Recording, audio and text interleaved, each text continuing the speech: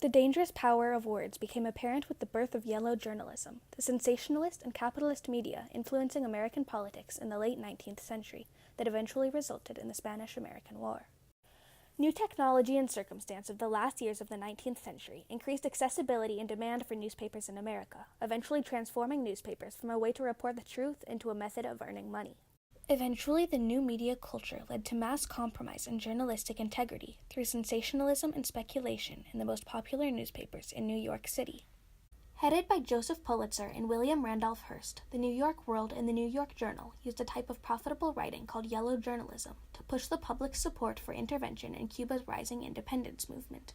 In 1998, this compromise resulted in the conflict of the Spanish-American War and a destructive demonstration of exploited media's unmatched influence over world events. In the mid-1800s, circumstance and advancement allowed the American media industry to explode with demand. One major factor in increasing accessibility was technological advancement.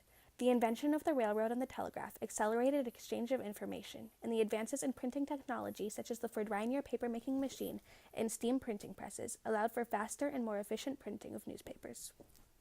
Additionally, the surge of immigration to the United States grew the American West and urban populations, increasing demand and production of newspapers. Some believe that increased political participation of the working and middle-class populations, more accessible education, and more leisure time for the middle class also played a role. Finally, the Civil War in the 1860s had caused an unprecedented call for fast, precise reporting and transformed the media's role into a crucial part of the daily American life. In 1850, there were just over 2,500 news publications across America. By 1880, that number had increased by nearly 10,000, and by the 1890s, some papers printed 1 million copies per issue. As the growing industry became more commercial, the purpose of a newspaper quickly changed from reporting relevant truths to earning profits.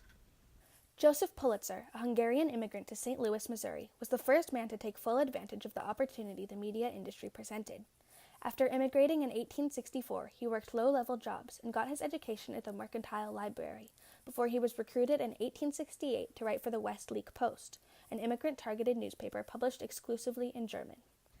There he learned what made a newspaper appealing to the general public, and especially to America's ever-growing immigrant population, a knowledge that he brought with him when he acquired the St. Louis Dispatch 10 years later.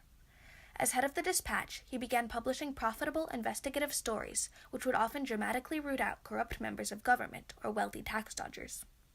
The financial success of this sensationalist approach led to a change in emphasis from sound reporting to printing sensationalism itself, even at the expense of truth. 5 years later, in 1883, Pulitzer bought the New York World, which, under his increasingly compromised journalistic principles, rose to be the most circulated publication in New York after only 2 years. In 1896, William Randolph Hearst, a wealthy newspaperman from San Francisco, founded the New York Evening Journal. He adopted a similar writing strategy to Pulitzer's, and his journal also began thriving off of populist and personal stories and dramatic headlines, quickly generating a circulation rivaling the New York World's. Tensions between the two New York papers quickly heightened in the race for higher circulation and more profits. Hearst soon cut his newspaper price in half to just 1 cent, and Pulitzer quickly followed suit, further increasing the newspaper's accessibility. Then, Hearst rated the World's more valuable and effective staff, offering higher pay and greater opportunity. The journal's most valuable steal was Richard F. Outcolt, creator of the hugely popular comic strip Hogan's Alley, which featured a scrappy New York street child called the Yellow Kid. While cheaper papers and valuable staff increased the paper's widespread popularity and influence, by far the boldest and most effective method of gaining readers was through employing a style that became known as yellow journalism, a term coined after the Yellow Kid comic.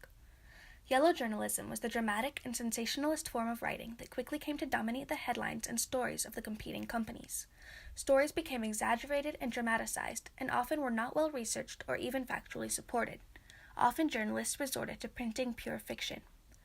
In their quest for readers, influence, and profits, Hearst and Pulitzer misused the circumstantial opportunity of the time and compromised the journalistic integrity of the most popular news sources in America. The two newspapers latched onto stories of human rights and rousing populist sentiment. At the time, one of the growing sympathetic movements was that against Spain's occupation of Cuba. Spain had ruled Cuba for centuries, and while the country's economy prospered with American agricultural trade, many Cubans of the working class were still struggling. It was a natural target for yellow journalism. Sales spiked with mostly false stories about Spaniards using brutality against Cubans involved with the independence movement. Hearst and Pulitzer seized their opportunity and began selling rumors of war and pushing for anti-Spanish sentiment in the United States.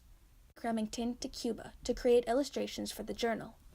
A telegraph correspondence between the two shows Remington reporting, quote, "Everything is quiet. There is no trouble. There will be no war. I wish to return." In response, Hearst famously wrote, quote, "Please remain. You furnish the pictures, and I'll furnish the war." In 1896, Pulitzer's World published, quote, "Raided a hospital. More than 40 sick and wounded Cubans butchered. In reality, no hospital even existed." The Journal fabricated even further outrageous stories, including, quote, "Cubans fed to sharks, cries heard at night. They are taken outside the harbor, and the silent ferryman comes back alone." While modern audiences would likely better detect the exaggeration, the 19th century public, still immune to the sensationalism created by supposedly reputable news sources, bought the stories. On February 15, 1998, American battleship the Maine, sent to Havana as peaceful protection against uprising for Americans in Cuba, suddenly exploded and sunk in Havana harbor. 260 American crewmen were killed. The next day, Hearst and Pulitzer published that the sunken U.S. battleship was the result of deliberate destruction by a Spanish mine. This was unwarranted. Today it is believed that the explosion was probably caused by a spontaneous combustion fire in the coal bunker. Nonetheless, the consequences were disastrous. Push for war against Spain exploded across America, with cries like "Remember the Maine, to hell with Spain." Hawkish Republican senators and Assistant Secretary of the Navy Theodore Roosevelt became critical war proponents in the government. The public's propaganda-fueled sentiment eventually won out against reluctant President William McKinley.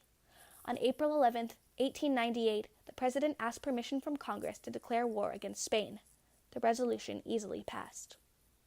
In the end, the war lasted 5 months and resulted in Spain leaving Cuba. Additionally, it transferred control of Puerto Rico and Guam from Spain to the United States, mitigating Spain's power in the West. In total, the war caused more than 5,000 deaths, with thousands more from after effects of regional instability. The growing influence of media in the late 1800s, combined with compromised truth by exciting and sensationalist stories, resulted in a quickly exploited power that molded the public's mindset and eventually began a conflict killing thousands and changing the world landscape. The story of yellow journalism is not an isolated event. It serves as just one cautionary example of the ability of the press to compromise its integrity. The United States today is just as susceptible to the effects of misused power as it was more than 100 years ago, and this famous story of exploited journalism cautions us that the power of the press must not be abused again.